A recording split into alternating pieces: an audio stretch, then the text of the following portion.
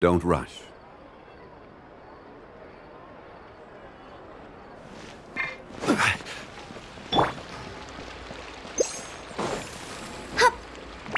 Huh?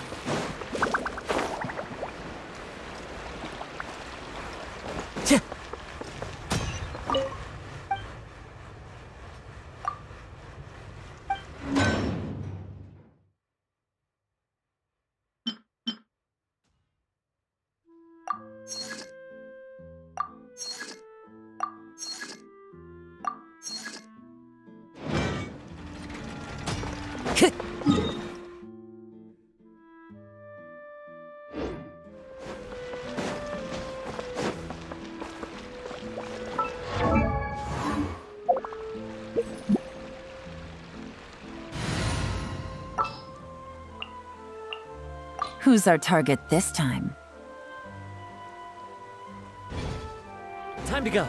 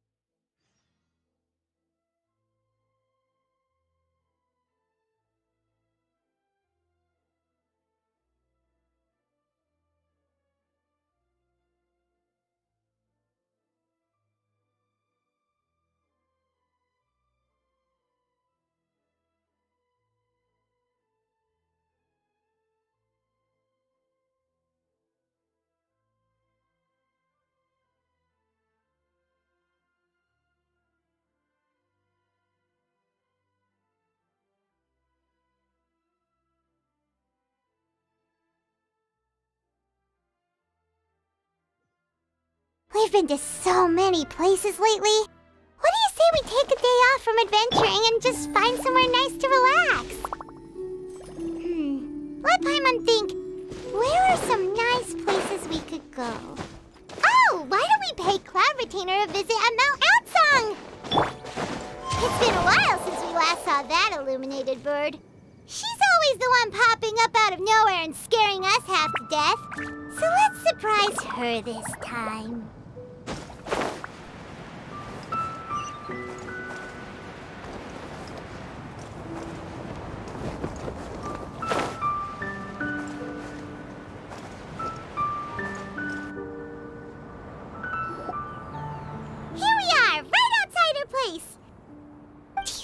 Remember the first time we came here? We even brought offerings and everything. And when we told her that Rex Lapis had been assassinated, she immediately threatened to squash Liyue Harbor. Paimon thought she'd be impossible to get along with. But now that we've spent some more time together, she's really not like that at all. We probably don't need to bring any offerings now that we've gotten to know her pretty well, right? Still, Paimon's got some snacks around here somewhere, so if she really wants something, we can just use that. Huh? Traveler, did something catch your eye? Whoa, what a pretty lady. Is she also here to visit Cloud Retainer? Yeah, you're right. All it takes is one look and you can tell she's someone special.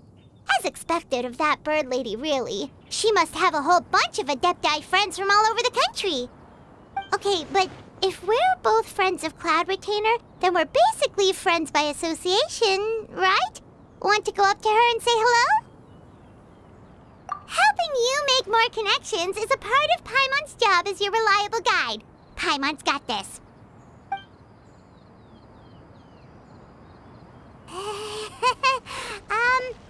Hello.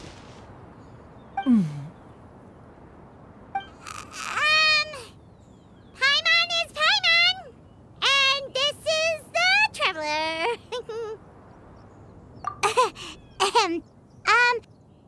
Paimon doesn't think we've met, but we're also friends of Cloud Retainer.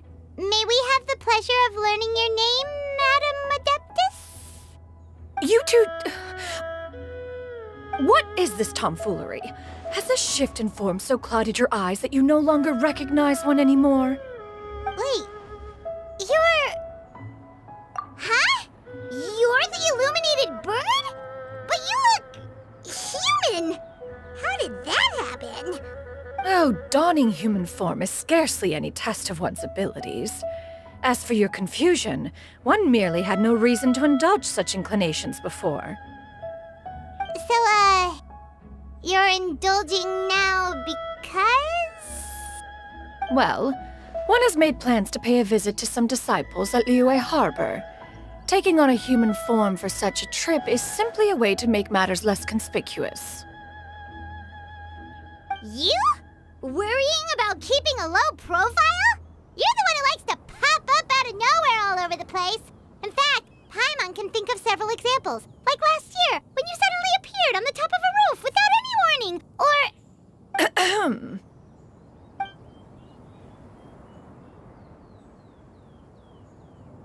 Hey, didn't we agree not to bring that up unless she asked? Oh? So you have taken care to follow the proper rules of etiquette after all. Most commendable.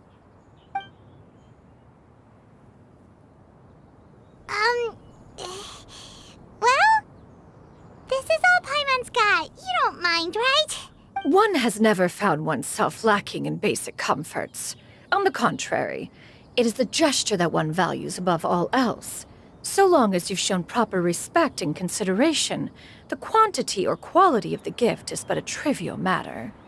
That kinda makes Paimon feel a little guilty for trying to keep them for herself. Anyway, where were we before you reminded Paimon about the gifts? Ah, right. So by disciples, you must mean Ganyu and Shenhe. It's also been a while since we last saw them. Maybe we can come too. One planned to extend the invitation even if you had not raised the matter yourself. Shenhe and Ganyu should be quite pleased to see you again. However, one would first inquire as to the reason behind your visit here. You have cause to seek one's company? Yeah, we just found ourselves missing you and wanted to see how you were doing. We were hoping you'd tell us one of your stories. Who knew we'd run into your human form while we were at it? Is that so? If there are no urgent matters at hand, then let us make haste for Liyue Harbor. Ganyu is likely still working at Yuehai Pavilion, so that shall be our first stop. Sounds great! Then let's all go to Liyue Harbor!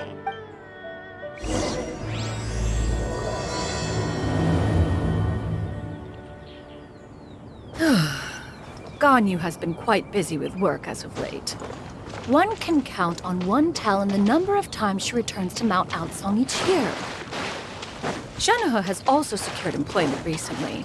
In her correspondence with me, she wrote that she shall have no need to return for the foreseeable future. Did they think one was so easily mollified? One shall investigate everything with one's own eyes and decide for oneself if their living conditions are satisfactory.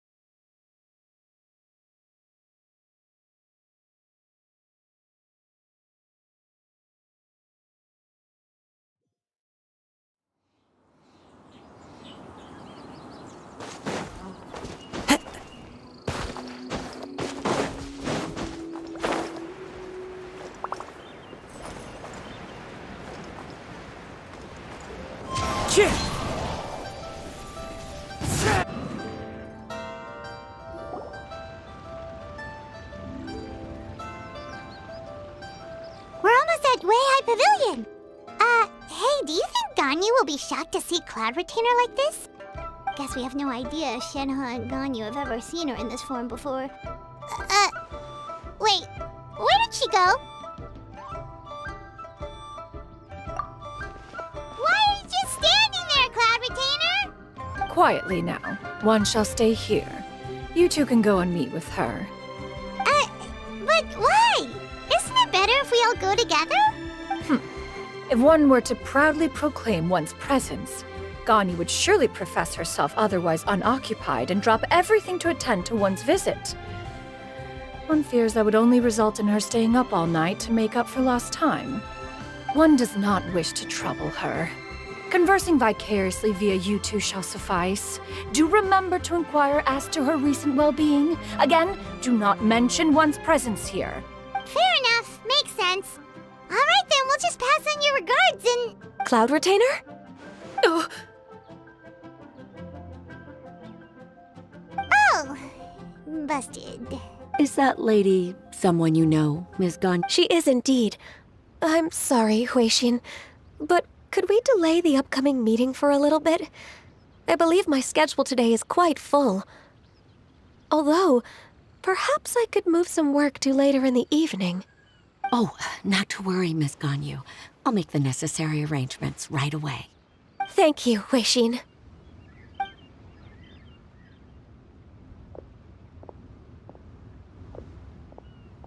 It's been a while, Ganyu. Greetings. What brings you here today? And Cloud Retainer, too. It's been quite some time since I last saw you in this form. you are quite mistaken. One is not acquainted with this Cloud Retainer of whom you speak. One is simply a mere mortal passerby. Seems she's not buying it. That was but a simple test. One did not expect you to be able to recognize one so easily, especially after so many years of only seeing one's other form.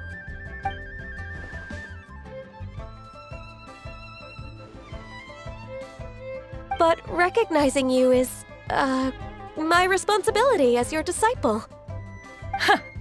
An apt observation. One was simply passing by while attending to some important business.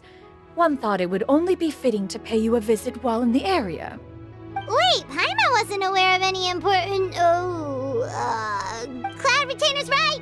We've still got something super important to do, so we can't stay here for too long today. Oh, is that so? But it's been so long since we last saw each other. One simply desired to see you and had no intention of interrupting your work. A quick conversation should suffice for today. A more involved reunion should wait until you find yourself less occupied. I understand. That should be fine. While one acknowledges the amount of work that you have to deal with every day, one must also remind you to rest. Though Adepti blood flows through your veins, excessive exhaustion will still cause grave harm to your body. It still makes one nostalgic to see you as you are now, respected and independent. When you were young, you oft begged one to cuddle you to sleep when you suffered from nightmares. Cloud Retainer! Stop! If you insist. We are running short on time regardless, so one will refrain from going into each and every story. Why don't you continue your conversation? One shall simply stand by and listen. Wow, you've been to so many new places since the last time we spoke. If you ever need anything, please just come find me at Uehai Pavilion. Also, forgive me for my presumptuousness, Cloud Retainer, but if you plan to continue appearing in this form, don't you think it'd be helpful to adopt a human name? A human name? Huh. You raise a valid point. Considering the sheer extent of one's renown, Cloud Retainer is surely too recognizable as a name. You really think so? Not that you're not famous or anything, but that famous? You presume to know the extent of one's illustrious achievements. One would hardly think such a thing to be possible. Nevertheless, Ganyu's advice cannot be ignored. From this point on, when in public occasions, be sure to refer to one as Xianyun. Xianyun? I assume that's a reference to the full record of Pristine Pavilion. An Adeptus of years past would rise with the clouds and rest with the moon. They were enlightened and wise, free and unfettered. The writer referenced Master's name to describe her carefree and spontaneous nature. Oh, that sounds super cool! Paimon feels like only the most powerful of Adepti could rise with the clouds and rest with the moon. Actually, those lines were originally written to describe Cloud Retainer herself. Huh? Wait, so you're really that powerful? And what of it? Did you truly take one to be nothing more than a bird of bigger than average size? Not exactly. To be fair, Cloud Retainer rarely speaks of her past accomplishments. The tales of her past can only be found in ancient texts. It is said that once, a long, long time ago, there was a severe drought in Liyue. Left with no choice, many people left their homes, while others spent day and night praying to the Adepti. Although I did not live through such tragedy, simply reading about it is enough to gain a visceral understanding of all the pain and desperation during that time. On top of the drought, a noxious gas also began to spread through the land. If not for Cloud Retainer's efforts, much of Liyue would be nothing more than a barren wasteland today. The books had this to say about what happened. Upon arrival, the Adeptus borrowed the wind to retain the clouds. Immediately, the clouds gathered together, and abundant rain burst forth from the heavens. Drought and plague were both driven away, and the people were saved. Wow, that's incredible! Mortal records add embellishments to dramatize past events. One did merely with one ought, and even if one had not interceded, the other Adepti would surely have stepped in to help. Even so, you stopped an entire drought! Can you really control the weather like the book said? Oh, Paimon suddenly has a lot more respect for you. So it was Paimon's bad for calling you Illuminated Bird before. You're not too mad, are you? How laughable. A name is but a simple label we carry with us on our journey through the world. Why would one be offended by such a trivial matter? That's a relief. In that case, Paimon will continue to call you whatever feels right in the moment. Well, that is quite enough ancient history for now. Ganyu, have you had word from Shenhe? One has heard that she procured a job recently. Have you any thoughts on her workplace? And what, pray tell, of her monthly remuneration? Moreover, does she find herself overly inundated with work? Is she allowed time off during Lantern Rite? That is a lot of questions. There is no cause for concern, Cloud Retainer. I introduced Shenhe to her employer personally. Wanmin Restaurant's business has been booming recently.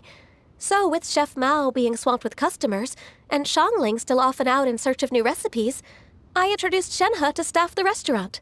I see. Most excellent indeed. One has had the pleasure of being introduced to that family. Xiangling is kind and astute, while her father is loyal and reliable. One has no cause to believe that they will make Shenhe's work difficult. Now, it is almost time to partake in the victuals of noon. One shall visit Wanmin Restaurant in person and see how Shenhe is doing. Huh? But didn't you just say that you had something important to do? Can that wait until after we've eaten? You may return to your work, Ganyu. One shall see to this matter on one's own. There will be many an occasion to dine together in the future. One is certain the opportunity shall present itself most readily. Of course, Cloud Retainer. Please take care. Traveler, Paimon, I'll see you some other time. See you around, Ganyu! Paimon was pretty quick on the uptake there, don't you think? As soon as you mentioned important business to attend to, Paimon realized that you were just looking to cut the conversation short and not take too much of Ganyu's time. Is Paimon right? No, in fact, it was not an excuse. One is indeed visiting Liyue Harbor for an important purpose. Wait, for real? The moment is not yet upon us. Still, the truth will be revealed to you in time. She really seems to be playing up the whole mysterious Adeptus thing right now. Is it because we just heard that cool story about her powers?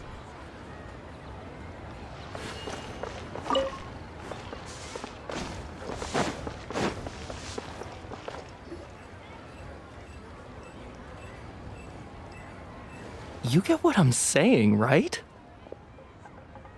Yeah, how can I not? Not even fine food is enough to distract from the presence of a fine lady, eh?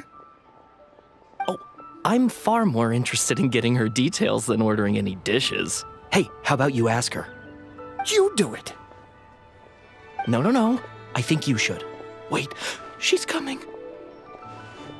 What can I get for you today? Greetings, miss. I was just wondering if you'd be willing to... What would you like to order?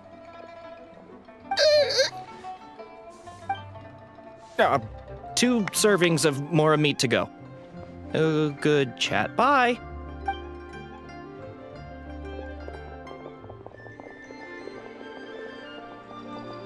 Shenhe! Welcome. It's been a while. May I take your order? Don't welcome us as guests and greet us as old friends in the same line. It's weird. Mm-hmm. Oh, and this is? This is Miss Xianyun. Master? One does not recall ever revealing this form to you before. How were you able to ascertain one's true identity with such ease? I've trained and lived with Master for more than 10 years. I would recognize you no matter what form you take. You... Is something the matter, Master? Hardly. One simply learned of your employment from your letter and came to check on your well-being. And check out the great food, too. Indeed. It's almost lunchtime. My apologies. I'm still on the clock and can't talk for very long. Well, if it isn't the traveler in Paimon, are you here for Shenhe? The lunch rush isn't in yet, Shenhe. So I've got things covered for now. Go ahead, sit down and enjoy some time with your friends. I'll let you know if things pick up. Thank you, Chef Mao.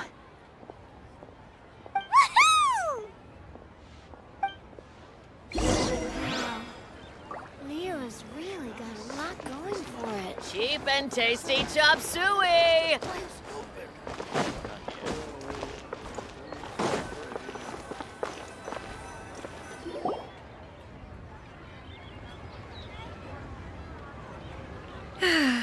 It is just as one expected. The owner of Wanmin Restaurant is indeed a most reasonable and accommodating human. Still, the work here entails dealing with quite a varied group of people. Has this been difficult for you, Shenhe? It's been manageable so far. I sometimes run into strange people, but I have figured out a way to deal with them. Seems like you've been making progress. So by dealing with them, you mean... First, I try to talk sense into them. If that doesn't work, I threaten them with violence. At this point, they usually decide they are in favor of a civil conversation. Oh, how should Paimon put this? Oh, a sensible plan. One is gladdened to see you integrate so well into human society. And you, Master? How have you been? Simply marvelous. Though Mount Outsong has scarcely enjoyed your presence recently, one has hardly found the pleasure of one's own company to be lacking. I see. Oh, just as expected of Master. I have missed Master quite a bit too. Even though work has been busy lately, I've already had a conversation with Chef Mao about taking some time off soon to visit Master. Oh, you did? Do make note of such matters in your letters in the future. There's hardly a need to keep one in suspense. Whoa, her mood shot up just like that. By the way, Master, since you are in Liyue Harbor, have you had the chance to visit Ganyu? Indeed. She is similarly preoccupied with her work. There was time only to exchange a few simple pleasantries. Ganyu told us the story of Cloud Retainer's name. It was amazing. We never knew how powerful she was before. I see. In that case, allow me to also share a story about Master's past. Oh? Is that a problem, Master? I believe this to be a good topic of conversation. No, not a problem. One was simply caught off guard. But no matter. Please, proceed. One is most curious to see how much of one's own conversational prowess you possess. Master once participated in a race against Mooncarver. After Mooncarver lost, he insisted that Master's ability to fly gave her a natural edge in such a contest. In response, Master agreed to forego flying in return for being able to use one of her devices in the race. Mooncarver accepted, only to find Master with a brand new device on the day of the contest. Huh. What kind of device was it? It was a mechanical vehicle made out of iron. What was it called again? Oh, an electro-powered bicycle? Oh, you refer to the bicyclical Thunderflashmobile. One spent 49 days conceptualizing and crafting it. It need only be infused with adeptal energy, and it can cover thousands of miles in one day. Oh, it boggles the mind why Mooncarver ever supposed he might best me in a contest of locomotion. Though he sprinted with all his might, he could barely keep up. Alas, the one flaw of my mechanism lay in its weakness against mountainous terrain. One was thwarted mere seconds from victory, when it was thrown off course and failed to make it across the final stretch. Truly a most unfortunate turn of events. Anyway, do go on, Shenhe. Master, that was the end of that story. Is that so? With you gone, one has seldom felt the desire to call upon those old fossils for another contest. What is a race without spectators, after all? Have you been lonely, Master? Lonely? At one's age, entire human generations come and go in the blink of an eye.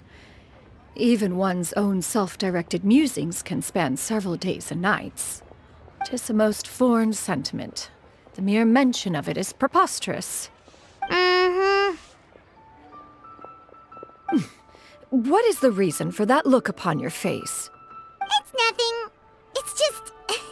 Well, Paimon gained a lot of respect for you after listening to that story of you summoning the rain and everything.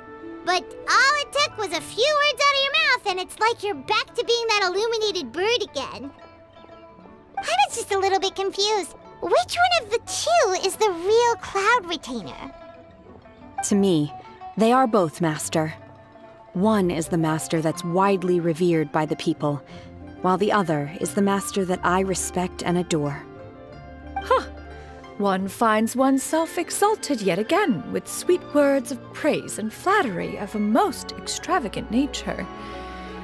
You chose to exalt one with your words, yet you refuse to grace Mount Outsong with your presence for any extended period of time. One would almost question the sincerity of your estimations. This is not to say that your words paint an inaccurate picture. One has always lived by a single ideal. Eschew all action and abide by no rule. One does as one pleases and speaks as one pleases. Others may critique or praise as they see fit, yet one places little weight in such judgments.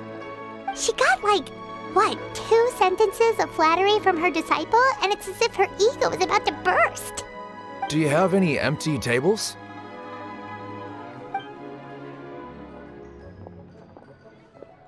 Hey there, could we get another fish stew? I'm hearing more guests come in. I should get back to work. All right, good luck with the lunchtime rush, Shenhe. I'll try my best. So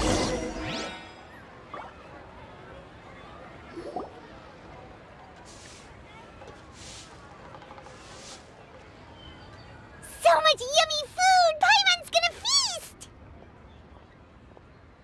One is fond of all kinds of delicacies and delights in a multitude of flavors. The dishes here demonstrate no shortage of culinary skill. Their unique flavor profile has left one more than satisfied.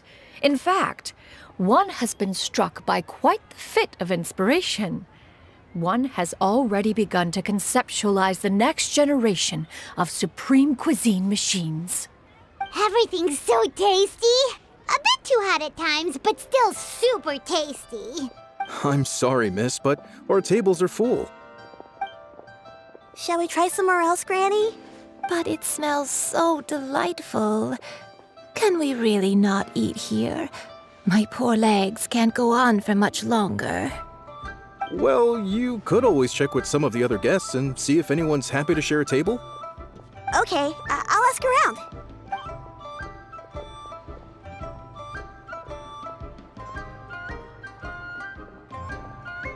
Excuse me, would you mind letting us share a table with you? There are no empty tables left, so... Ah, well, Paimon doesn't mind. What about you guys? Great! Thanks so much. My name is Xianyun, and this is my granny, Yuendai. Granny? Yep. Is there something wrong with that? No, Paimon's just a bit surprised. She looks so young. Yeah, a lot of people compliment Granny on her youthful looks, but she's actually much older than she appears.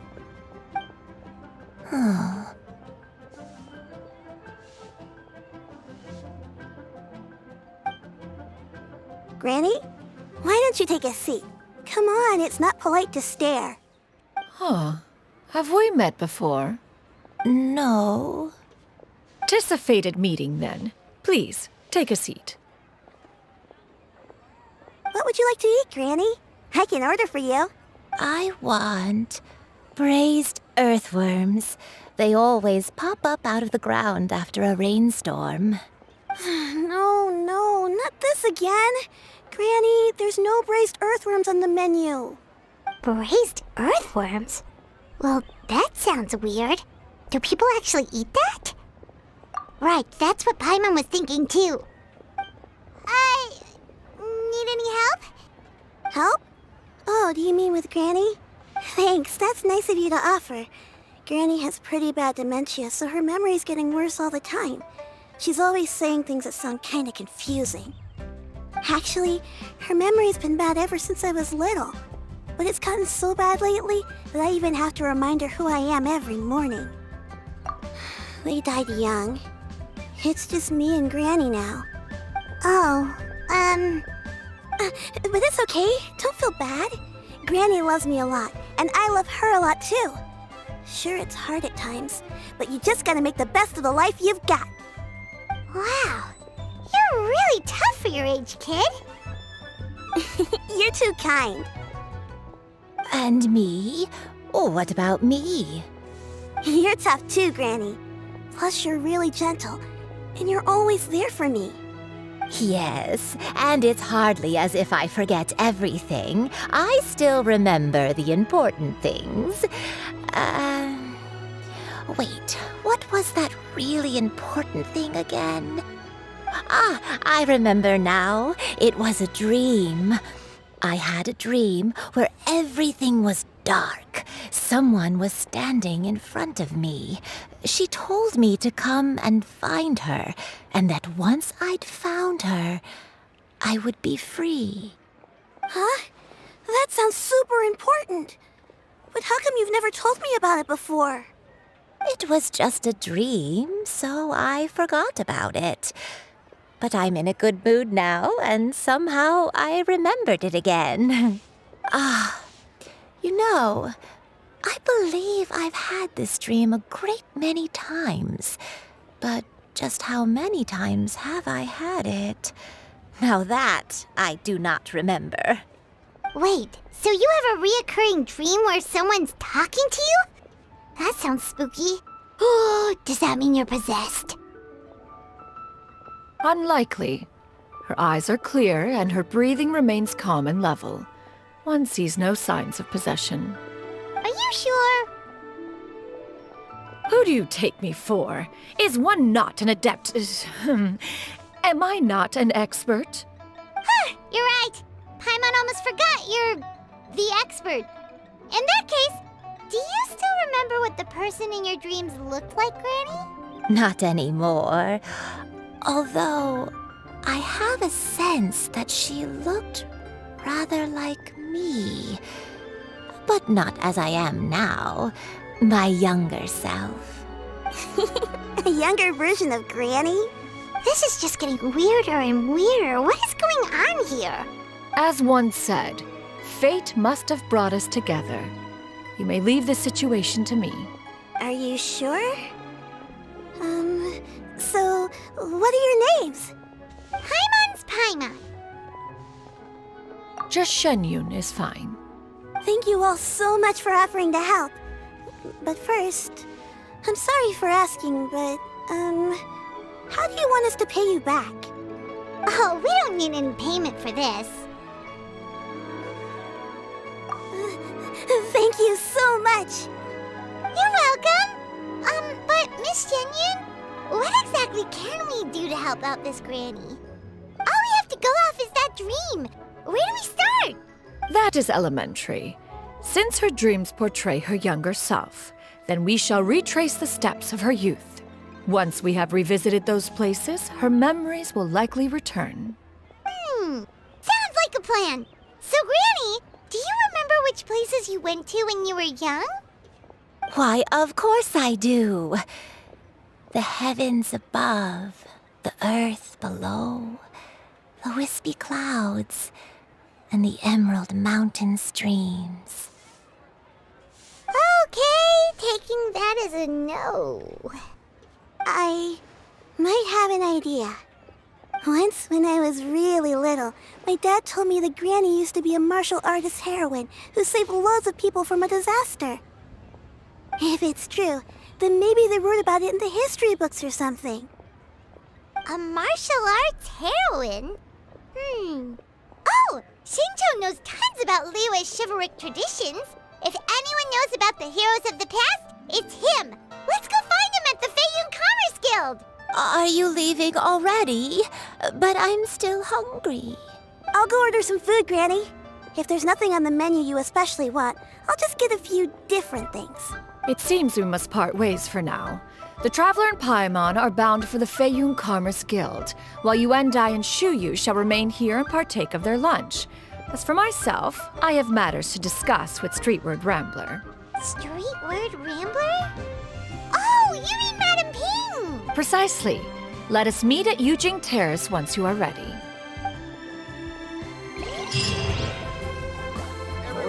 To your heart's content. Today is my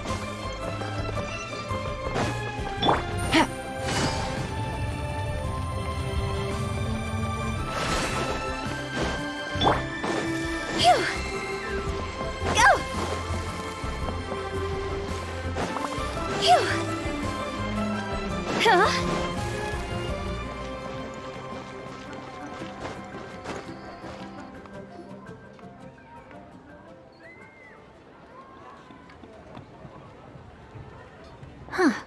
It's you two. What brings you here? Shincho! Great, we found you! We wanted to ask you about something.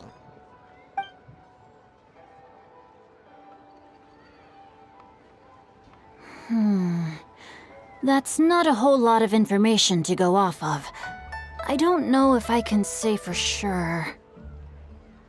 I can't pinpoint her identity from your description alone, but considering her age, I am reminded of a nameless heroine who's been featured in various chivalric novels. Nameless heroine? That's right. The novels often speak of a great drought from 50 years ago. As the people suffered, a nameless heroine appeared and began to clear away evil spirits in bandit camps. The people idolized her, but never learned her name. All they knew was that she always acted alone. Later, though, she supposedly fell in love with a similarly noble-minded exorcist from Mount Tianheng. They were well matched in more ways than one, often fighting together as a fearsome duo of otherworldly strength. After the drought ended, the heroine and the exorcist left the public eye and began living a reclusive life in the mountains. All that remained were tales of her incredible accomplishments. The way this nameless heroine faded from fame into obscurity later in life is not too dissimilar from Miss Yuendai. I hope that's somewhat helpful. Thanks a lot, Xingqiu. We knew it'd be worth talking to you. It's nothing at all. Just something I came across while reading. I did do a bit of extra research on her story, but it was just out of personal curiosity. Well, Paimon still thinks that's super cool. Oh, wait, Xingqiu, if you've read up on her, do you know of any places often associated with her? Let me think. In the novels, the nameless heroine always appeared near one of 3 places. Wangshu Inn, the area just north of Jueyun Karst, and Qingyun Peak. Perhaps the real-life heroine who inspired the character was also often seen near those 3 places. That would explain why those locations appear in the various novels written about her. You're welcome. To be honest, I found some parts of the story confusing when I first came across it. If Miss Yuendai was indeed the original inspiration for the character, she may just be able to help me put the pieces together. It's rare for a chivalric hero to fade into obscurity during their lifetime, even after retiring from the public eye. But no one ever saw or heard from the nameless heroine again. There were even rumors that she became extremely ill. I've never understood why someone would go to such lengths to erase themselves from public memory. It's almost as if she was trying to hide from something. There's probably far more to the story than what's been written. We'll be sure to tell you if we manage to uncover the truth. That's a deal. Perhaps, behind the truth of it all, there lies a story more fantastical than any work of fiction. Paimon feels like we just learned so much from Xingqiu. A drought, a nameless heroine, a life of seclusion. Wait, why does the story sound super familiar? Oh, right! There's a drought in this story, too! Xingqiu, are droughts super common in Liyue or something? Well, they used to be. But people have long since developed methods to prevent them, like by cultivating the soil or digging canals. So while droughts do happen from time to time, they are rarely regarded as true disasters. The drought 50 years ago is probably one of the worst we've had in the last several centuries. The crops withered, the streams ran dry, and the monsters in the mountains became rabid and agitated. Countless caravans were attacked, and people who lost their homes came together to form bandit groups. What started as a natural disaster soon became a human tragedy as well. That sounds awful. Yeah, and that's exactly why the nameless heroine was so beloved. She must have been someone of true integrity, to do so much for the people while asking nothing in return. Still, as terrible as that drought was, it was nothing compared to the truly calamitous disasters that befell this land in ancient times. They say that back in those days, disasters were both more severe and more common. Only the strongest of Adepti could hope to dispel the ruin and devastation. Do you have any other questions? We're good for now. We're just going to head back and meet up with Miss Xianyun and the others again. Paimon hopes that Granny Yuendai will be able to remember more of her past. She used to be a great hero who saved many people. So sad that she can't recall any of it. Anyway, we'll be off now. See you some other time, Xingqiu. Thank you so much for your help. It's no problem at all. Safe travels.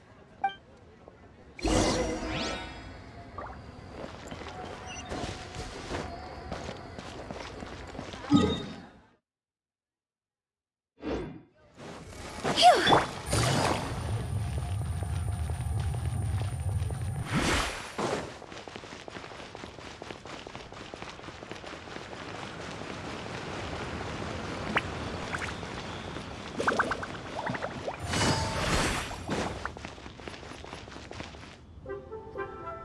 I have recorded the tune that you requested. I hope it will be of help to you. Oh, thank you. Straight word, but Ping, what has amused you so?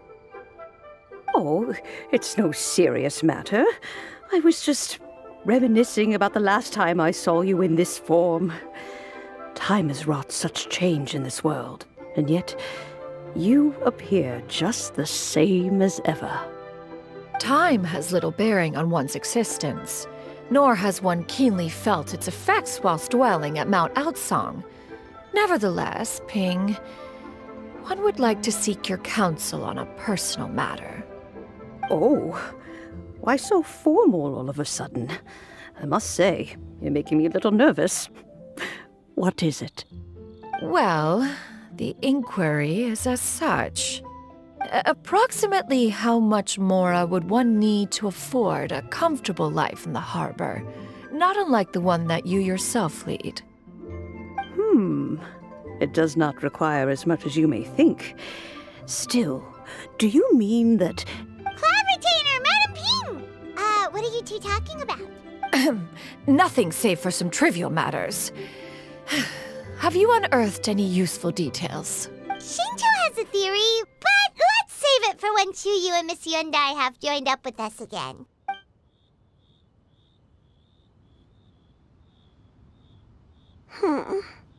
Do not be troubled, young lady.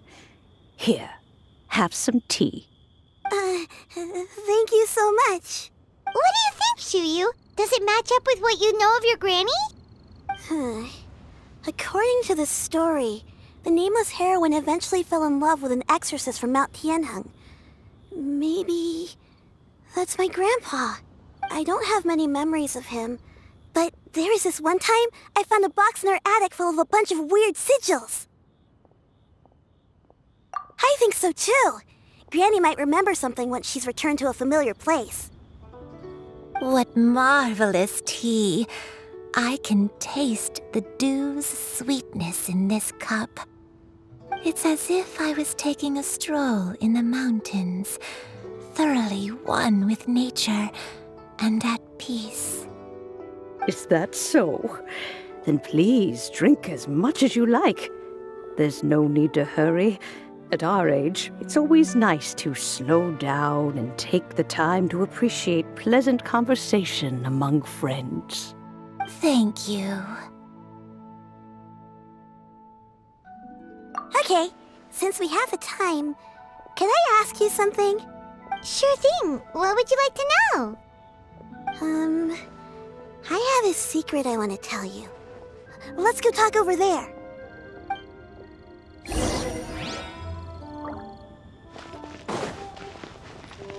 Take it easy. What's wrong, Chuyu? Well, I've been kind of meaning to ask ever since we started talking in the restaurant, but are you guys all adepti in disguise? Oh! About that. Well, you guys just seem super special. Plus, I think I might have heard Miss Xianyun call herself an adeptus. Oh, must have been a slip of the tongue. Xianyun, since you were the one who, misspoke, maybe you can explain to Chuyu here what you really meant by that. One is indeed an adeptus. Is that of some concern to you? Huh? I knew it. Well, one time when I was a little kid, I saw a pure white illuminated crane.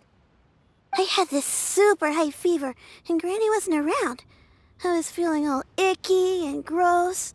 But then this snowy white crane flew down from the sky.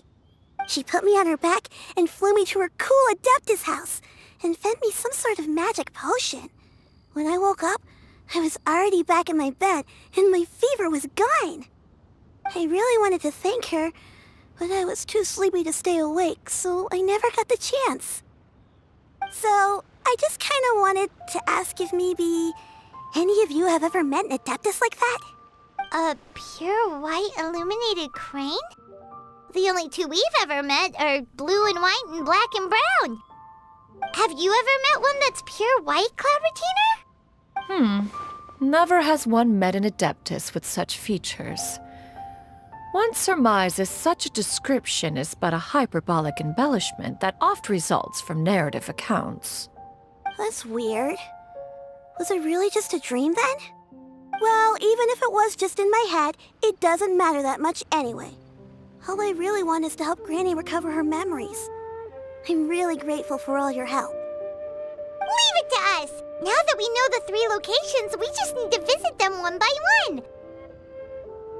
Let's go to Wangshu Inn first! Okay, I'll go get Granny.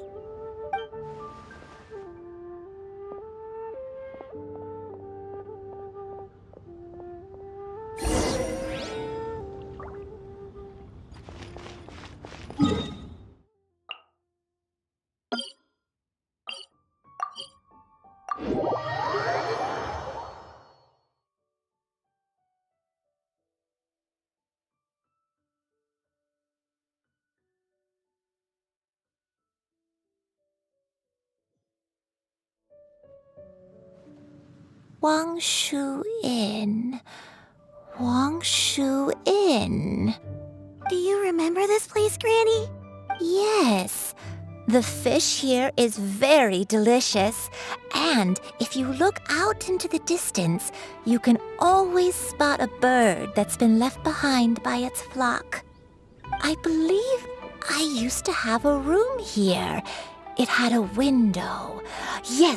Yes, I spent a lot of time looking out that window. Which room was it again? Let me look. I'll come with.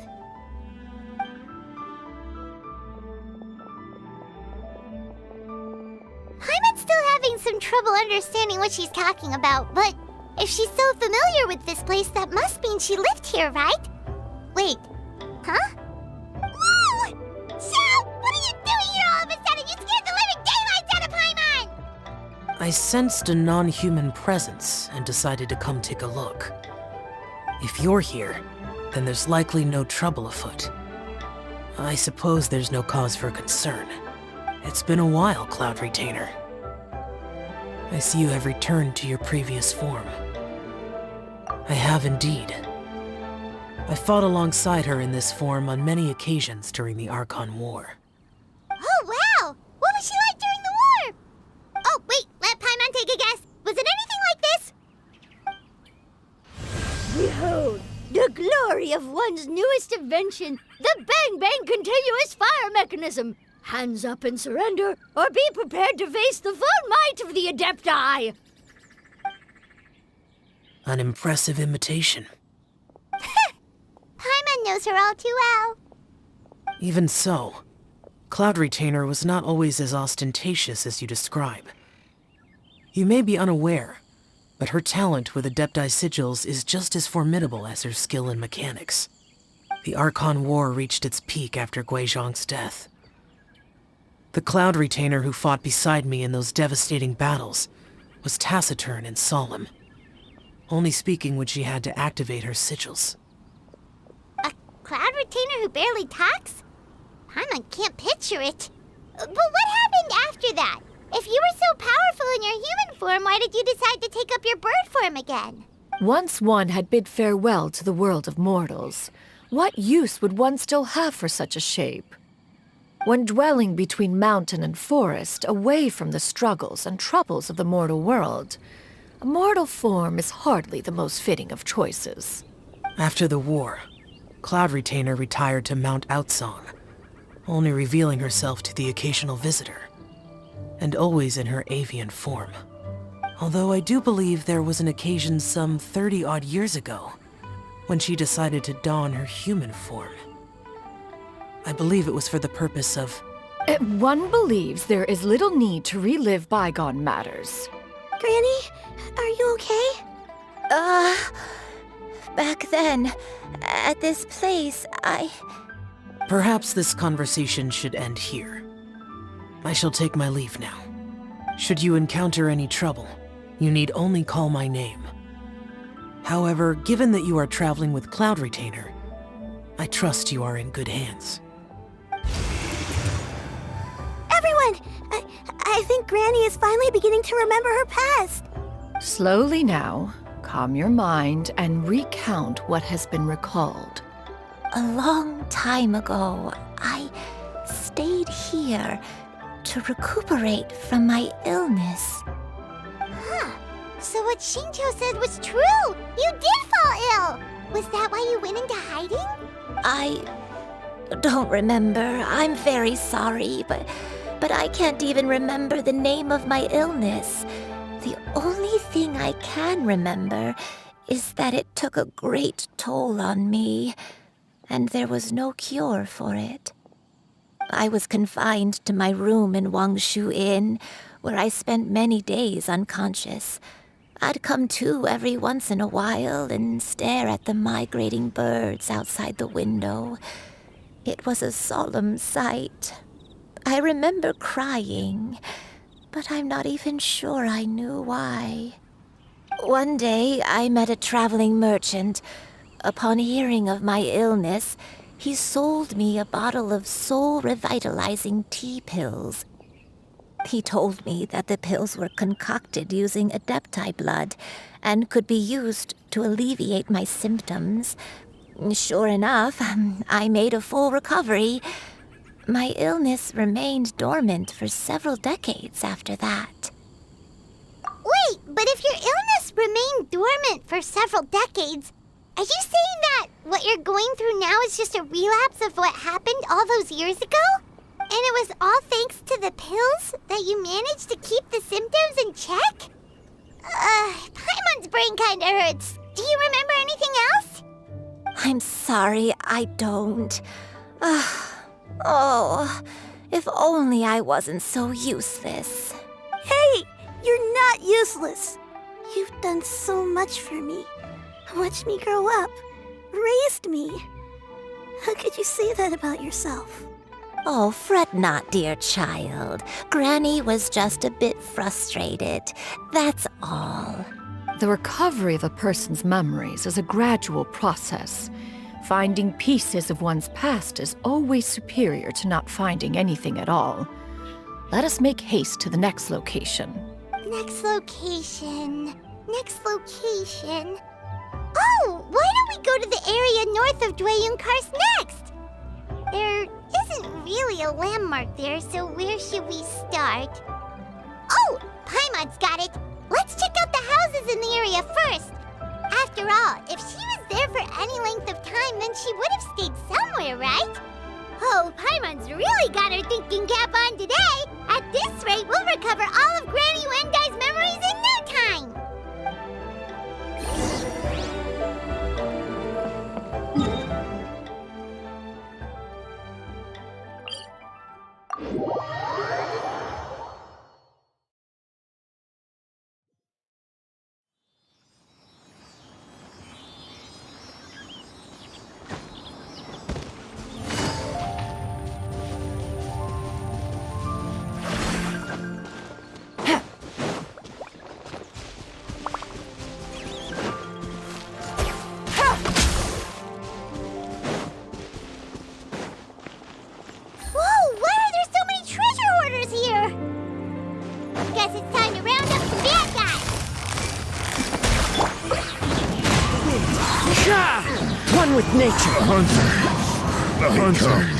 The hunter becomes. Do you remember anything about this place, Granny Wendai? Let me think. I feel like I've been here before.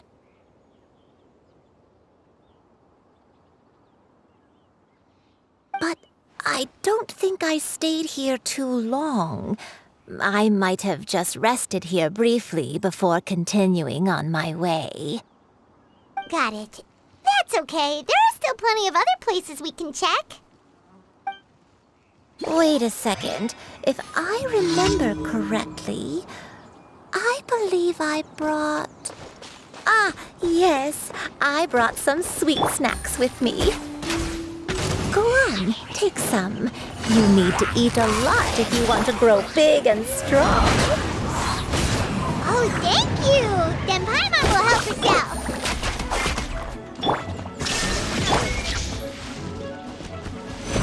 One with nature.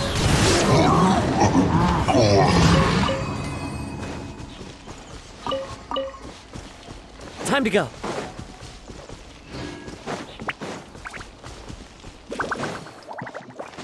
Yeah.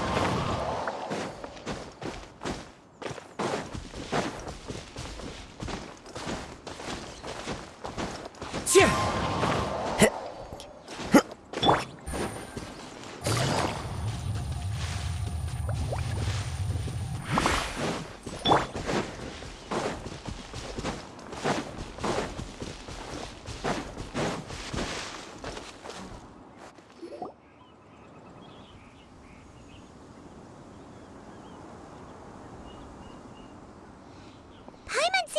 elegant house! Why don't we take a break over there?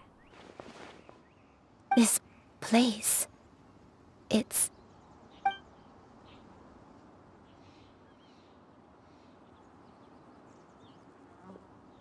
Did you remember something, Granny? I remember. Xianyun. This is where your father was born. It was a moonless night. I had been injured, so your grandpa was supporting me. We fled together with some being in the fog behind us in hot pursuit. I had exhausted my strength when the labor pains came on, so we took refuge in this house. Your grandpa set up a barrier outside, but neither of us knew if it could hold the monsters. I remember that night. I remember falling to my knees, reciting a prayer over and over. I alone am the source of this sin. Punish me as you wish for forsaking my oath, but spare my innocent child. Sin? Oath? Did you do something wrong? I don't know. I don't remember. I only remember praying in the darkness with all my strength until the sun finally rose again and the fog cleared out.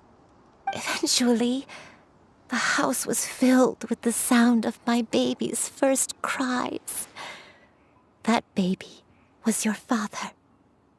I remember I clutched him tight to my chest and wept tears of joy. It was the first time I'd ever felt such happiness in my life. My dad? He was my pride and joy, and so are you, Xianyun. You're so much like him, and I love you both so much. But you're always going to be different from me. Why? Just what did I do? I don't care what you might have done, Granny. You'll always be the person I love more than anything. You're too sweet, Xianyun. I'm lucky to have you with me. If not for you, I would not have had the courage to come here, to try to remember what I had forgotten. All right. Let's not stand around any longer. There's one place left, yes? Let's go take a look. If one recalls correctly, the next place should be Xianyun Peak. Yuandai, how fares your health? I may be a bit slow, but I'll do my best to keep up. I'm sorry to keep everyone waiting. Climb on. I shall carry you to the top. Oh, such lightness of weight. All those who grow old grow frail in the end, do they not? First, you lose your memory, then your health. Eventually, you end up losing everything. My only wish is to depart this world with a lucid mind, to free myself of this torment and the burden it places upon others. Fret not. You have my aid in this endeavor. Torn to oblivion!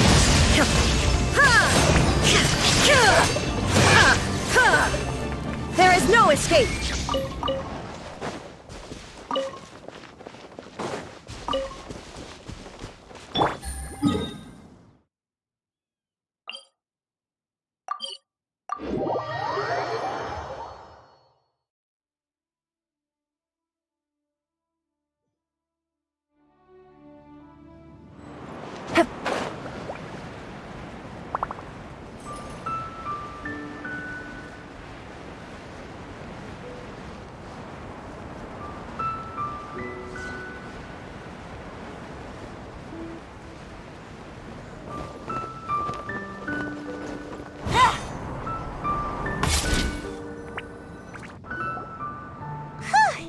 We're finally here. Does this place feel familiar to you, Granny Yuandai? Let me see. How strange. Have I lived here before? When we were at Wangshu Inn and the abandoned house earlier, though I couldn't remember everything, I still felt a sense of familiarity. I could easily picture myself in those places. But here, I don't have that feeling. Perhaps I did come here in the past, but it just didn't leave a strong impression on me. But did the stories get it wrong then? Yeah, that's true. But they're also the only thing we have to go off of. Paimon was hoping this place would jog Granny Yuendai's memory just like the others. I'm sorry to disappoint you too. It's all right. We're not going to give up yet. We'll figure something else out. Just you wait. Thank you. If only I could remember. Huh? That way. What's that mountain? Oh, let Paimon look! Huh? Isn't that Mount Outsong? Looks like we've come full circle. Mount Outsong. Mount Outsong. Granny, are you okay? Don't push yourself, Granny. It's okay if you can't remember. You shouldn't do something that makes you sad. Mount Outsong, What am I really? Mount Outsong holds some familiarity to you? It does, but I can't go back. Are you feeling unwell? My head, it feels all heavy and dizzy. What is wrong with me? Cloud, Miss Xianyun, is there anything you can do? Let us go to Mount Outsong. But... Fret not, all will be well. You and I, you have already given more than enough to the pursuit of this endeavor. You may leave the rest to me. I've prepared something that can aid you in suppressing the fear in your heart and restoring your lost memories. It currently resides at Mount Outsong. Wait, really? When did you do that? I never leave anything to chance. All will reveal itself when we arrive.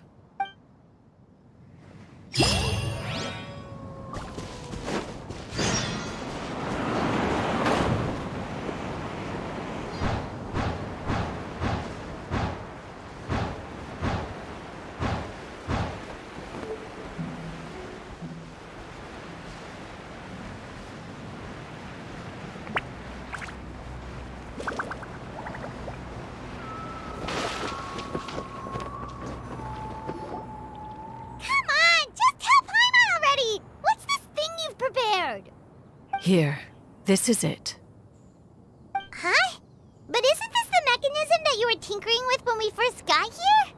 Oh, is it another invention of yours? Precisely. A recent one at that. I am most pleased with the result. I call it the Suspensus Somnium mechanism. It periodically releases a soft breeze, which when paired with a gentle adeptal tune, can help the listener subconsciously relax and even enter a semi-hypnotic state. Soothing agitation and anxiety, relieving exhaustion and insomnia, its potential uses are numerous indeed. And of course, it can also aid in the recovery of lost memories. Whoa, what a cool gadget! But if you had it all along, why did you keep it to yourself until just now? We could have come to Mount Outsong right off the bat and saved time on a lot of floating. How preposterous. Had Yuendai not recalled much of her past through her own efforts, the device would have nothing to draw upon. We Adepti can only help those who first resolve to help themselves. Had she lacked such determination and strength of character, one would have little to offer in way of assistance. Paimon thinks she gets it now. Hey, what's that other thing? As previously mentioned, a gentle adeptal tune is required to take full advantage of the mechanism. One secured such a tune from Streetward Rambler. Only with her melodies can the mechanism reach its peak power. Whoa, Paimon can feel what you mean! Paimon's body feels light as a feather. It's as if she's lying down on a warm patch of grass after a super satisfying meal. And you and I, is the mechanism helping you to relax? It appears she has already succumbed to the depths of reverie. Come, join one on this side. We shall give her some time to herself.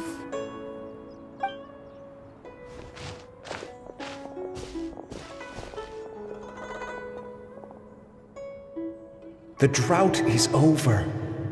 But why do you look like you want to cry? The potion. It's nearly run its course. I've never regretted meeting you. Not even for a second. Please. Please, no.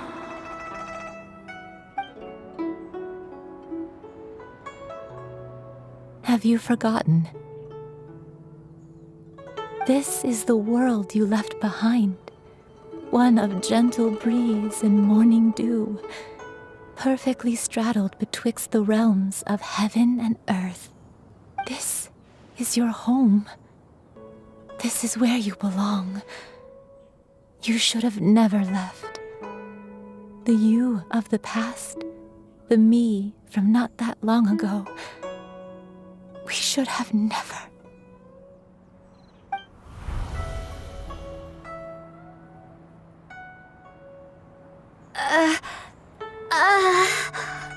So that is the truth. No wonder this place is so familiar. Granny! Granny, are you okay? Cloud Retainer. Your memories have returned? Wait, did you just call her by her full name? Does that mean you already knew each other? Yes. I now remember everything. Everything. Granny, please don't cry. I'm here. I'm here. Oh, don't worry, my dear child. Granny is fine.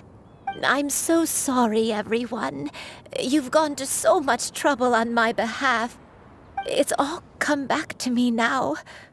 The most important thing that I had forgotten was the truth of what I once was. One can sense the guilt that now plagues your conscience. Reclaiming a truth long buried is sure to come with a myriad of complex emotions. Perhaps one should recount the story on your behalf while you compose yourself.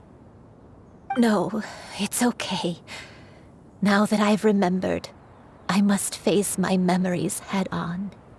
Xianyun, everyone, I cannot thank you enough for all your help. I'm ready to tell you my story, if you're willing to listen. Please, Granny, don't force yourself. What happened in the past doesn't matter. I love you more than anything. Nothing you say can change that. I know, dear child. My feelings for you are exactly the same. It is for this reason that you deserve to know the truth. Some time ago, I made a terrible mistake. One for which I could never atone. Is this the sin that you mentioned in Xianyun Karst? What happened? I am, in truth, not a human being. My real form, one that I held for centuries, was that of a wild crane. I spent many, many years living on Mount Outsong, bathing in the soft breeze and drinking the sweet dew of the mountains. At some point, I somehow gained wisdom and sentience. The Lord of the Mountain, Cloud Retainer, became aware of my existence and began to share many stories with me. She even passed on the secret of cultivation to me. Though she never took me on as a formal disciple, I always saw her as my master. Whenever she took out her tools to work on mechanisms or new inventions, I would also stand next to her and watch. I even contemplated completing my training and becoming an adeptus in my own right. I followed her teachings, and time gradually passed us by. Until that fateful day 50 years ago. 50 years ago? That's right. Master regaled me with many stories of her past deeds. From them, I learned how she had saved people from a similar crisis in the past. She was the one I looked up to the most. More than anything, I dreamt of becoming an adeptus like her.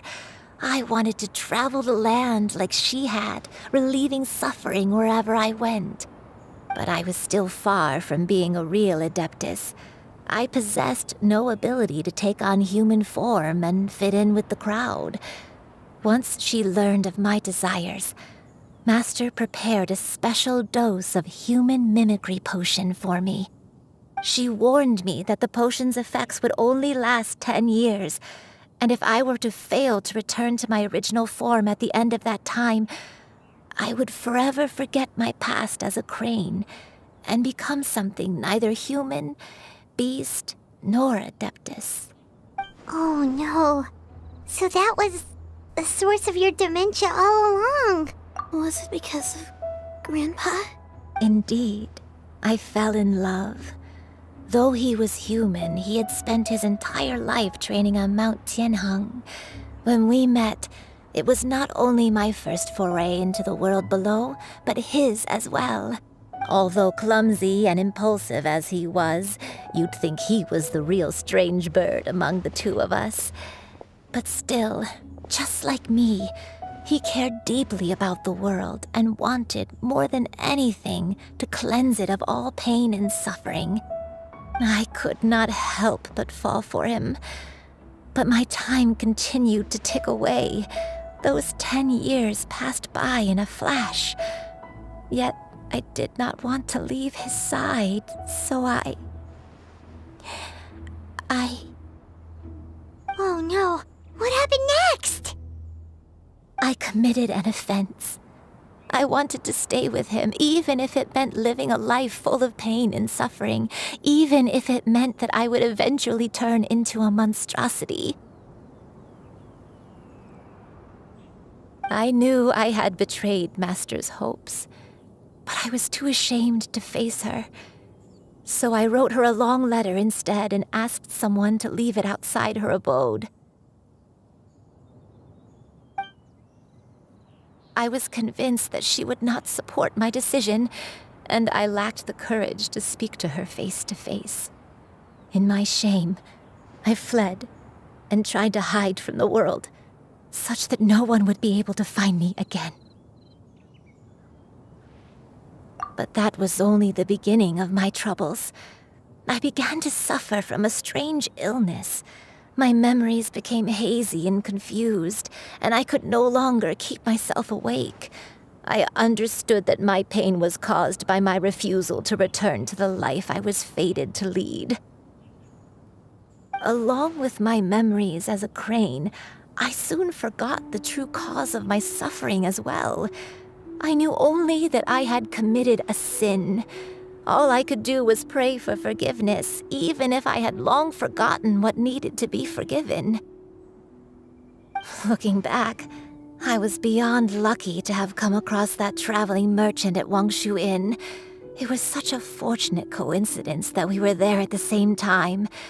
If it weren't for those soul-revitalizing tea pills, I probably would have... Granny! What's wrong? Coincidence? Why did I ever think it was a coincidence? Tea pills concocted using the blood of an adeptus? No, it couldn't be. Master, don't tell me. Back then, that merchant was actually... Human custom would dictate the conferral of gifts to be in order when one's progeny is wedded, would it not? consider the pills a symbol of one's best wishes. So when I tried to conceal my name and mistakes from the world and hide myself away in perpetuity, the only person I managed to deceive was myself. You knew where I was all along. One still remembers when you were but a fledgling. You possessed a certain fondness for a particular game.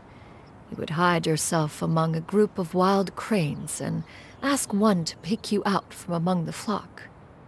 One found you with such ease every time. 'Tis a truth most evident. One always recognizes one's own, no matter what form they may take. Wait! Paimon's confused! So, Cloud Retainer, you found Yuendai again? But how? When? And what happened after that? Perhaps it is now time for one to recount the rest of the tale.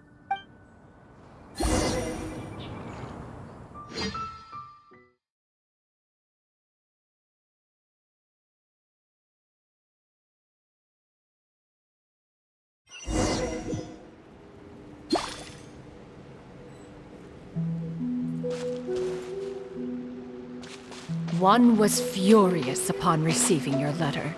Seized with anger, one set out to bring you to your senses.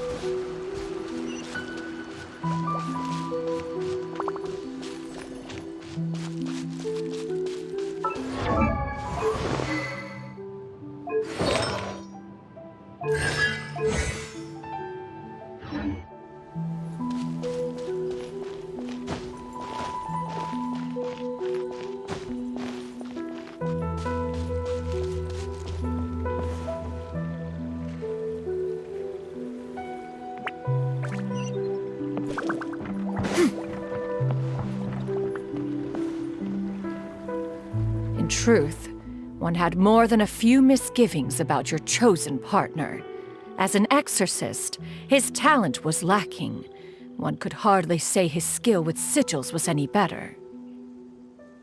But soon, one came to appreciate the devotion he bestowed upon you during your illness. He never uttered a complaint and rarely left your side. Unwilling to begrudge someone of such character, one decided to overlook his aforementioned deficiencies, glaring though they may have been. Wishing to grant you a life without regrets, one gathered many divine ingredients and used one's own blood to create a form of medicine. Though imperfect, it managed to suppress the more dire effects of your illness. As for how to deliver the medicine, after much contemplation, one eventually decided to perform the deed oneself. One took great care to alter one's features and select the appropriate attire. Only after meticulous scrutiny did one finally set out for Wangshu Inn. As one expected, you were most ignorant of one's true identity. You showed not even the slightest inkling of recognition. One was quite torn. Should one have celebrated the success of one's disguise, or mourn the loss of your acquaintance?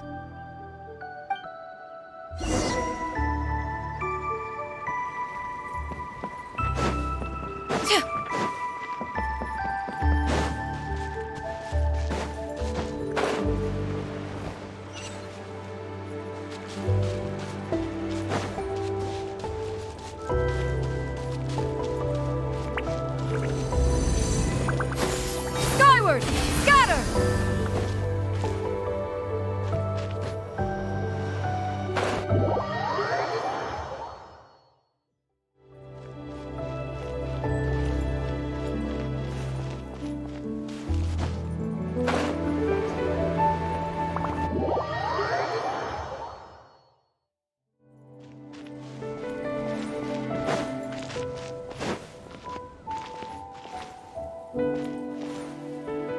Yeah!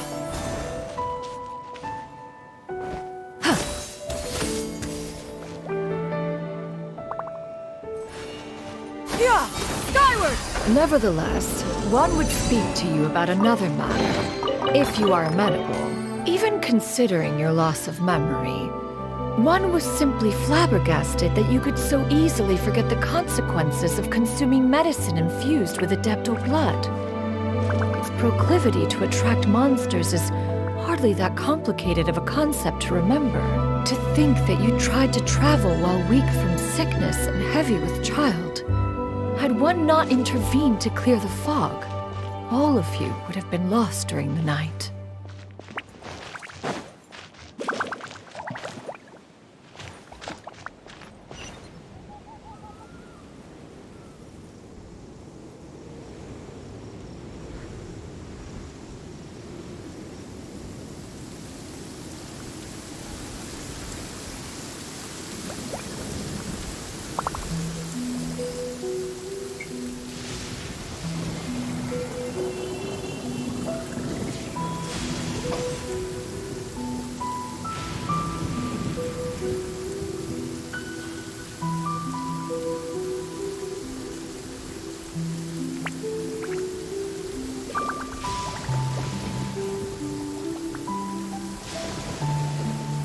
Peace prevails throughout the land, and all things are made new, as buds in the spring.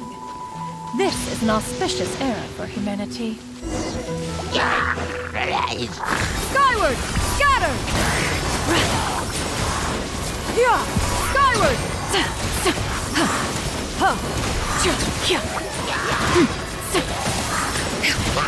Yeah! Scatter! Skyward!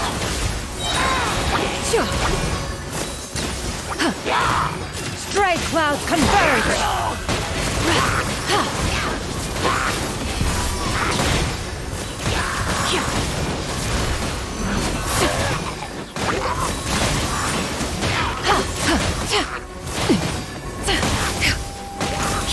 Skyward! Scatter!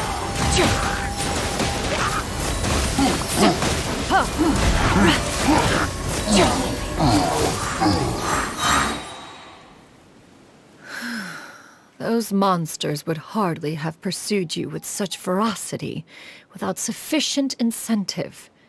They were likely incited by the presence of godly remains. Said godly remains, in turn, were likely drawn to the trace of one scent on your body. One was, after all, an active participant in the Archon War. Some of the gods were likely shattered by contraptions of one's very making. In the end, one was relieved to see you endure through the night. At the break of dawn, one heard an infant's cry pierce through the air, and one saw you carefully cradle the child to your chest. Although certain mortal matters remain foreign to me, one could not help but be moved by your joy. To see you happy, that was more than enough.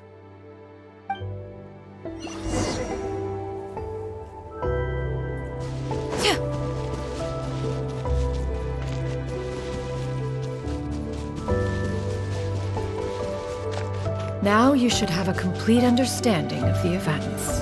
Wait! But if that's true, then the crane who took care of me when I was sick must also be... Ah, one had almost neglected to recount the absurdities of that tale.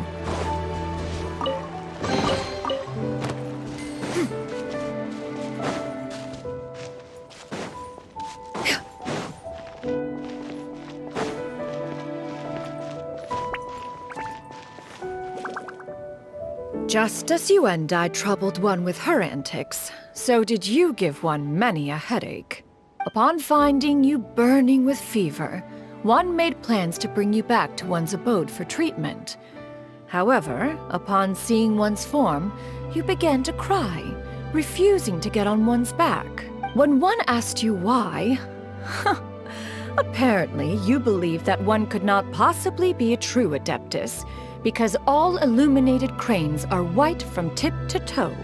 One had no choice but to apply powder to one's body to conceal the variegated nature of one's appearance. You became more than amenable enough when one stood before you devoid of any other coloring. It bears mentioning, however, That as a crane, Yuan was nearly entirely pure white in color. Though you had never encountered her in that form, you still recognize the essence of her being. Perhaps fate brought you two together in more ways than one.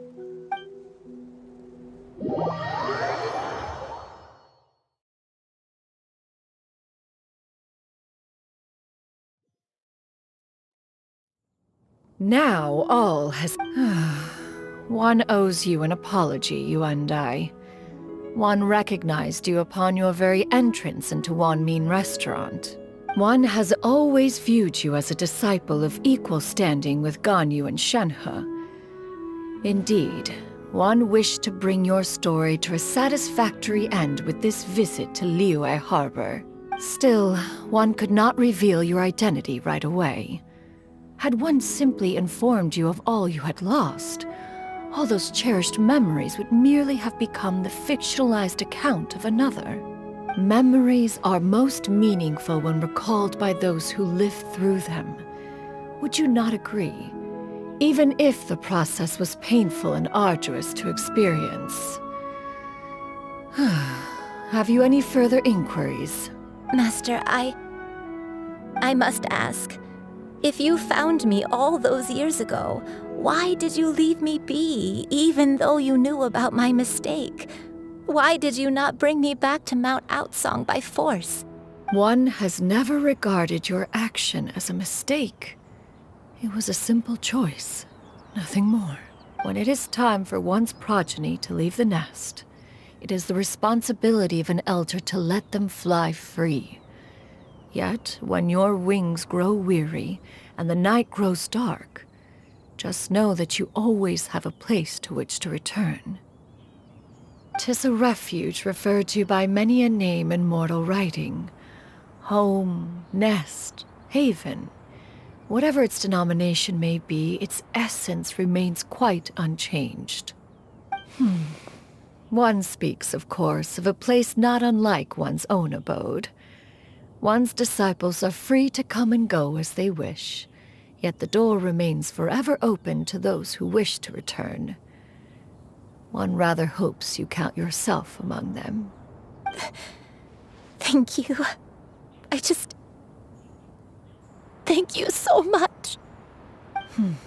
You and I. One expects you too have sensed the rapid deterioration of your condition as of late. Have you not? 40 years ago, you chose a path without a future. Though one used one's own blood to provide you with a few decades of extra time, it merely delayed the inevitable. One may have extended the path, yet one was unable to alter its final destination. Even the power of an adeptus has its limits. Had your condition continued to deteriorate, you would have forgotten your life as a human entirely. In the end, you would have turned into a creature lacking in the ability to even comprehend its own monstrousness. Fortunately, you were able to avoid that scenario by reclaiming your memories. Though one sped the process along by providing some guidance, the result is entirely a reflection of your own effort. So, what's gonna happen to Granny? One will help her reclaim her original form as a wild crane. If it be fated, she may recover her sentience one day. She's gotta go back to being a regular crane, huh? Master, you've already done more than enough for me. I don't know how I could possibly repay your kindness. This is a better result than I could have ever hoped for. How much time do I have left? Not long. The transformation is imminent. Granny? Please don't leave, okay? You're all I have left. Please. Don't be sad, dear child. Granny has led a wonderful life. My only regret is having to leave you behind. Don't forget to eat well, okay? A growing young lady like yourself needs lots of good food to grow big and strong. Promise Granny you'll take good care of yourself when I'm gone. I promise, Granny. I'll do whatever you say.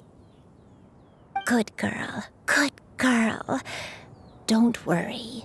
It's not goodbye forever. Granny's gonna become the most formidable crane in all of Mount Outsung. Granny will train day and night. I won't stop until I can turn into a human without having to rely on anything but my own power. When that day comes, we'll be able to live together again, you and I. How's that sound? Good. That's a good girl. Even though we won't see each other for a little while, as long as we both work hard, we're sure to meet again someday. I'll eat well, Granny. I promise. And I'll wait for you, no matter how long it takes. I'll wait for you to come back. That's a good girl. Then Granny really has no more regrets. I'm so sorry, Master. Thank you for everything.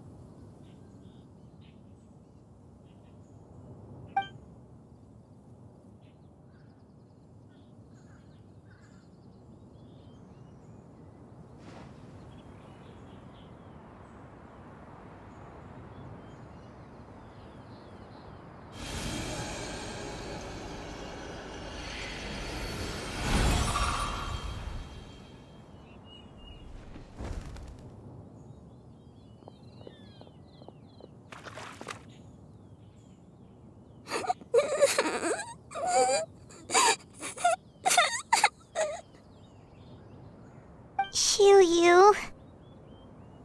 Let her be. At her age, crying is a natural, if not fitting, response to such an event.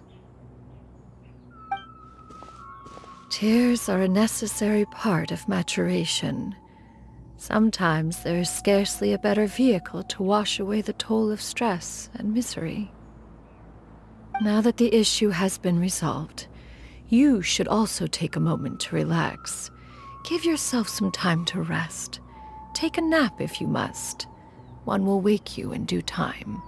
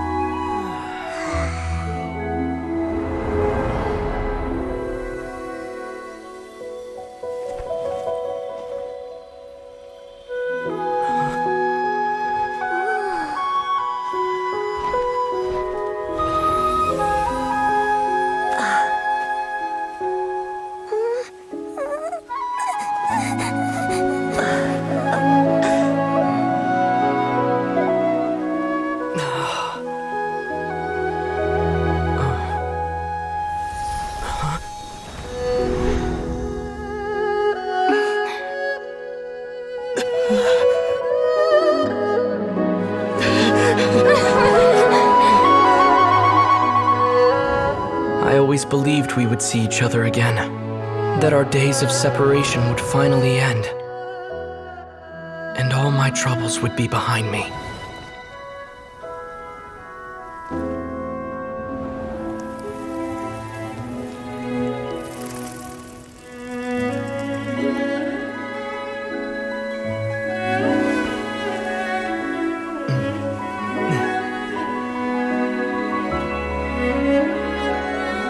If only things could stay this way forever.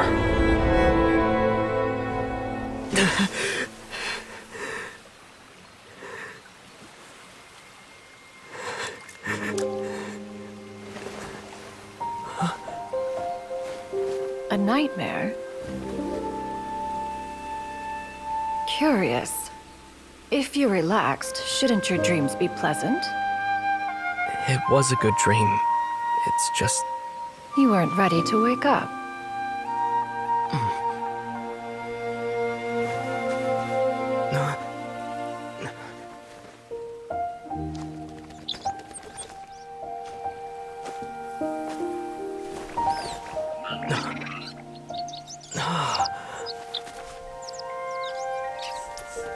Eloquent as one may be, words of comfort are not one's strong suit. You are doing all you can. One can see your strength of will, your fearlessness in the face of danger. And so, whatever your dream may be, one believes that you shall achieve it. Of course, whenever the perils you face overwhelm you, or you become weary, one is always here for you. After all, as an elder, it is only right to look out for the young ones.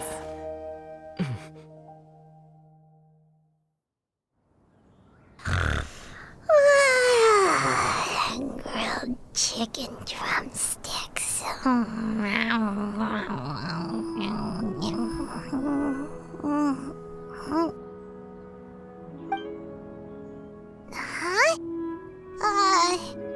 Was Paimon sleeping just now? Oh, Paimon wasn't talking to you. Paimon had a dream about eating grilled chicken drumsticks, that's all. Madam Adeptus? Oh, Xianyun, you're awake. How do you feel? I feel a little better. Thanks. I know I'll see Granny again someday, so I don't feel so sad anymore. Madam Adeptus, could I ask you something? Would you take me in as a disciple? Oh, and have you reasons for this sudden interest? I know Granny thought what she did back then was wrong. She felt really bad about it. But without that mistake, I would have never been born. Even though Granny lost her memories, she never forgot to show me how much she loved me. So, I thought maybe one day I could become a cool Adeptus like you and help a whole bunch of people, just like Granny wanted to do. Upon some reflection, one supposes you are no mere mortal. The fact that Yuendai's blood flows through your veins is proof enough of that. If this is what you desire, one shall make it so. Thank you so much, Madam Adeptus. No, I mean, Master. Xianyun, are you sure about this? Paimon's gonna let you in on a little secret. We've seen Cloud Retainer's 2 other disciples, and they pretty much eat nothing but bitter herbs like chin-chin and violet grass. If you join them, you'll never enjoy Wanmin Restaurant's delicious cooking ever again. How utterly preposterous. One has never enforced such a rule. Every individual must find their own path to enlightenment. So long as one retains a pureness of spirit, one's dietary proclivities are quite irrelevant. Well, you say that, but Paimon's not seeing any tasty treats up here now, is she? Although Mount Outsong is rich in natural beauty, its location does preclude access to certain finer mortal comforts. That is precisely why one plans to relocate to Liyue Harbor. Shu Yu shall have the honor of becoming one's first disciple in the human world. Whoa, you're leaving Mount Outsong? One has never concerned oneself with the location of one's residence.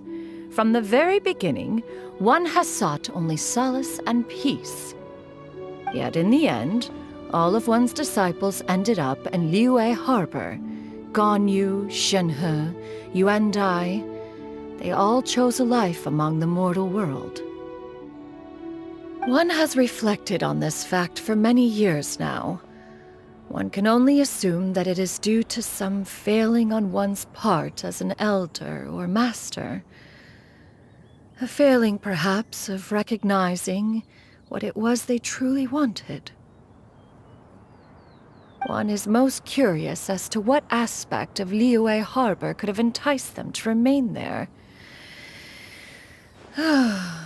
One could hardly offer an opinion on the matter, but perhaps some time in the harbor will prove instructive. Why are you all so silent? Paimon is, just a bit shocked, that's all. So, does this mean we can grab a meal together in Liyue Harbor sometime? One has precious little time to squander. However, if one finds oneself otherwise unoccupied, one would not be opposed to the idea. One will be assuming the identity of a human while residing in Liyue Harbor. You should take care to avoid disclosing one's true identity. Don't worry, we'll help you keep it a secret. So, when can we expect to start seeing you in the city? Perhaps in 2 days' time. One has some matters to see to before one's departure. Preparation is the key to success, after all. One plans to put up various items from one's collection for sale. The earnings should provide for a comfortable living in Liyue Harbor. One has already picked out a handsome property near Chuhu Rock. 'Tis no small purchase, but what is mortal life if not one expense after another? Seems like you've really thought of everything. Then how about we meet up in Liyue Harbor in 2 days? A sensible plan. See you then. Oh, also, why don't you take this suspensus somnium mechanism as a souvenir? Anytime you should feel ill at ease in the future, you may try quieting your mind and sitting in meditation as you listen to its melodies. It might help you find a new perspective. Awesome! Thanks, Cloud Retainer! Hey, didn't we promise Xingqiu that we'd tell him what we found out? Should we make a trip to the Xianyun Commerce Guild? It's totally up to you. So, about your move to Liyue Harbor... I have left an explanatory note in my abode. Those 2 old fossils will discover it, I am sure, should they come seeking my company. Considering their recent penchant for going off on private escapades, however, I find myself caring little for how they shall receive this news.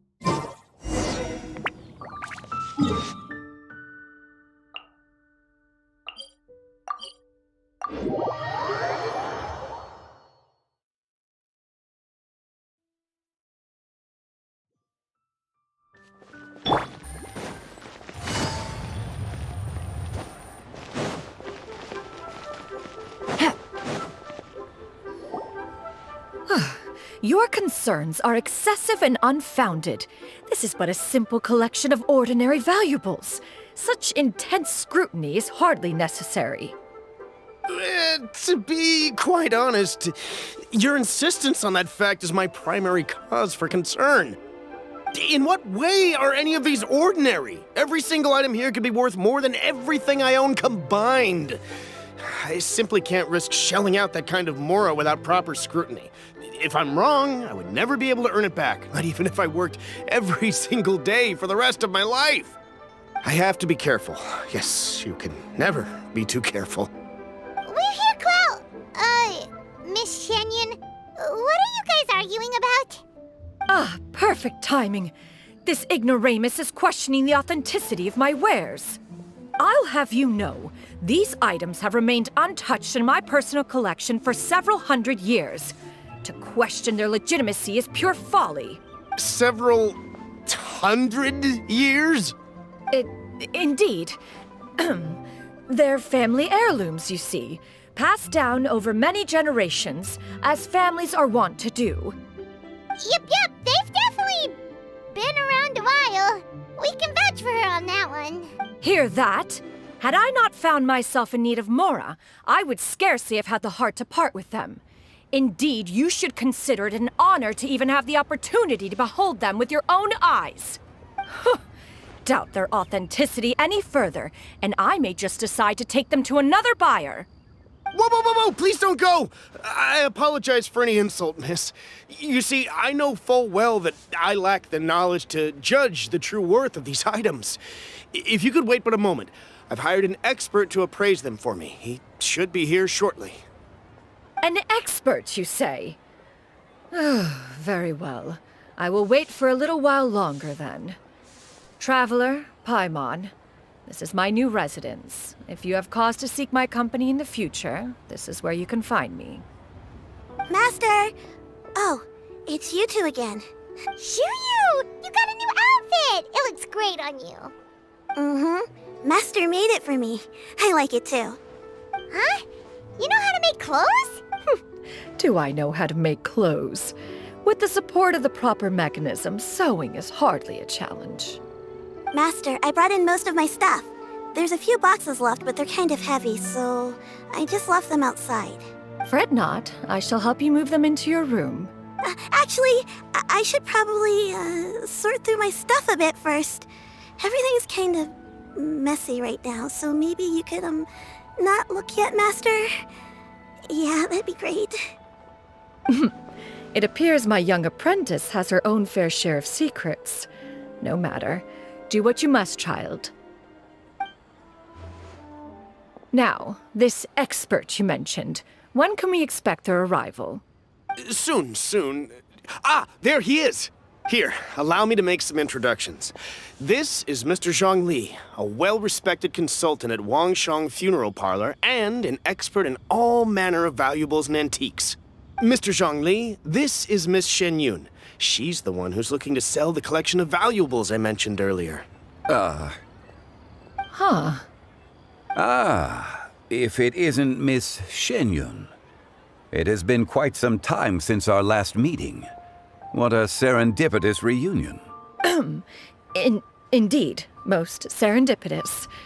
Have you been faring well as of late, Mr. Zhongli? Quite well, thank you. I was fortunate enough over the past few days to enjoy both a stroll in the mountains and a fresh brew of tea from the most recent harvest. The experiences left me with such insight and peace. Huh. So you two are already acquainted? Indeed. How fortunate we are that fate has brought us together again. If you are otherwise unaware, allow me to inform you that Miss Xianyun is a well-regarded collector and appraiser. She is well-versed in all fields, and oft-celebrated for her impeccable taste. You stand to gain much from this opportunity. You are too kind, Mr. Zhongli. True collectors pride themselves on their wealth of knowledge and eye for detail.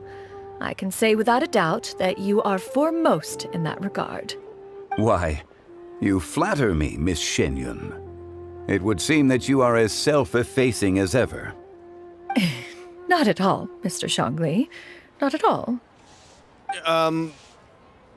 While I am loath to butt into this conversation, I must ask, you two already knew each other, and you seem to have quite a cordial relationship. Can I be certain that you're not working together to swindle me?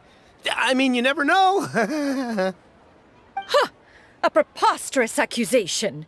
The heavens themselves would collapse before we would conspire to do such a thing. Miss Xianyun speaks the truth. Contracts are built on honesty and trust. If that proves to be beyond your capabilities in this instance, this transaction may be taken elsewhere. Say no more. Let us depart. I jest. What fool would still harbor doubts after Mr. Zhongli himself has vouched for the goods? Miss Xianyun, wait!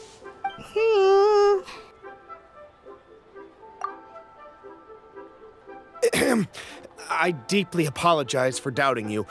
So, Mr. Zhongli, could you please give me a final verdict on the value of these items? There is no cause for concern. They are indeed rare and precious valuables.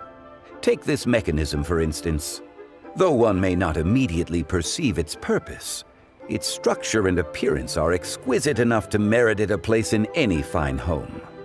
The same can be said for this one here.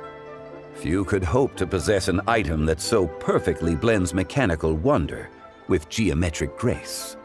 I am sure you have heard from your travels that the study of mechanisms is among the most wondrous arts in this world.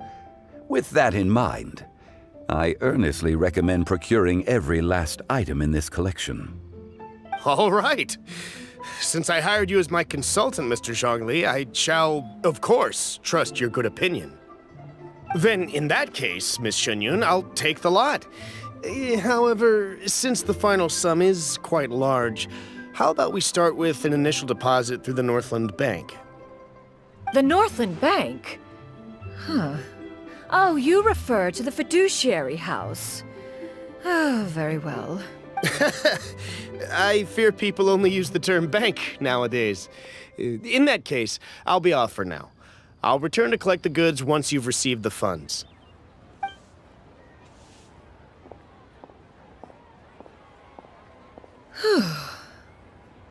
Zhongli! My friends, have you been doing well? We've been great! How about you? Paimon didn't know you were such a busy consultant! My days have been quite pleasant as well. I had been quietly enjoying a cup of tea when Mr. Xiaozu requested my services.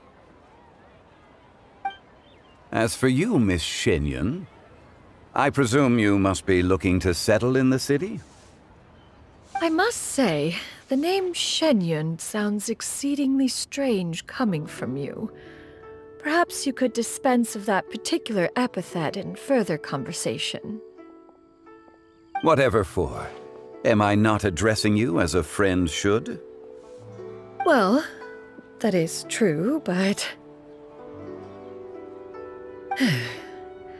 Alas, refer to me however you will. After all, a name exists such that others may address you with it. One is hardly ignorant of that fact. It would seem that you have gained many valuable insights over the years, Cloud Retainer. One has indeed. One's previous stays were all brief. Now that one has made up one's mind to move and settle, one has gained a much better appreciation of the hubbub and commotion of the city, as well as the people's hard work and ardor. This city is much changed from how it was more than 1,000 years ago. Not unlike the ocean tides, so too shall the movement of people ebb and flow. From turmoil to peace, enlightenment to aspiration. Human society possesses limitless potential. In another 1,000 years, the scene we witness here may change in ways that are impossible for either of us to imagine. Alright, that's enough reflection for one day. No need to get all sentimental on us. You make a valid point, Paimon. Now that the sale has concluded, what say one plays the host as we try some specialty dishes together? One must profess great interest in trying bamboo shoot soup. Perhaps you have forgotten, Cloud Retainer, but I once tried my hand at that dish. You were at the table on that occasion, so logic dictates that you should have already tried it. Oh? What occasion was this? It was a reunion between friends several centuries ago. Alas, you must have been too preoccupied to secure yourself a portion. Or perhaps our other companions simply availed themselves of faster reflexes on that occasion. Huh! Hardly. 'Twas most certainly out of consideration for the others in attendance. In but a moment, one will show you what it means to have a true deftness of hand. It is settled then. Bamboo shoot soup, mora meat, crab roe tofu, triple-layered consommé. We shall enjoy the lot. One has already passed word to Shenhe and Ganyu to make a reservation. It is prime time for them to meet one's newest disciple. Is that agreeable to everyone? It should be a most splendid occasion. Shu Yu, come now, it is time to dine. Ah, this gentleman over here is Mr. Zhongli. He is, A humble employee of Wangsheng Funeral Parlor. Pleased to make your acquaintance. Nice to meet you too, Mr. Zhongli. That should be everyone, right? Let's go! Sounds actually. Master, have you ever tried Adeptus' temptation? I heard it's impossible to stop eating after even just one bite. You know, 'cause it's super tempting and stuff.